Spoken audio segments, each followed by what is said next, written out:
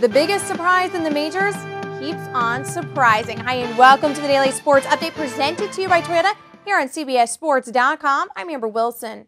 The Tampa Bay Rays enjoyed an impressive turnaround last night in Pittsburgh to regain their first place position in the AL East, beating the Pirates 4-3. This puts Tampa at 49-32, the most victories at this mark in the season by a team that had the major's worst record the season before. In fact, the Rays haven't had a winning season or won more than 70 games since becoming an expansion team in 1998. 2008, it's proven to be a very different story for these guys. Sean Riggins homered and drove in 2 runs behind Andy Sonnenstein's 7 effective innings, holding the Pirates to 2 runs, 1 earned. Willie Ibar also had a solo homer for Tampa, making Ibar and Riggins runs the only allowed by Pirates starter Tom Gorzelany in 6 innings.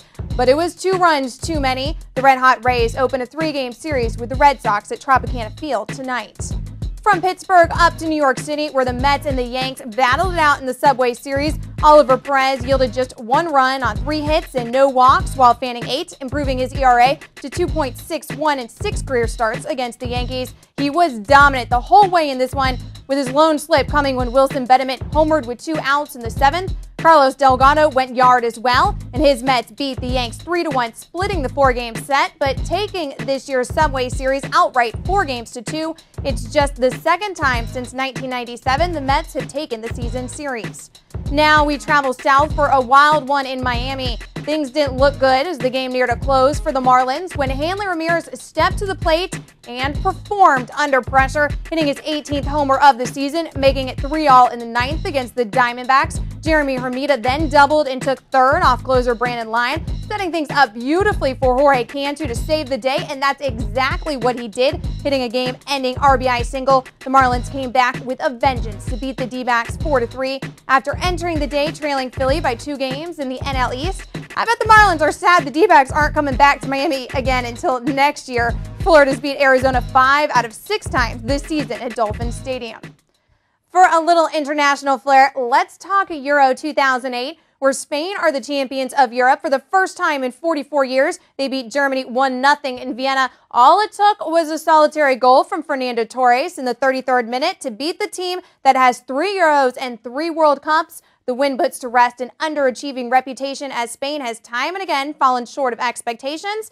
But it was a different Spain at this year's Euros. They swept their first round games and eliminated World Cup champ Italy, then defeated Russia big in the semis before taking it all.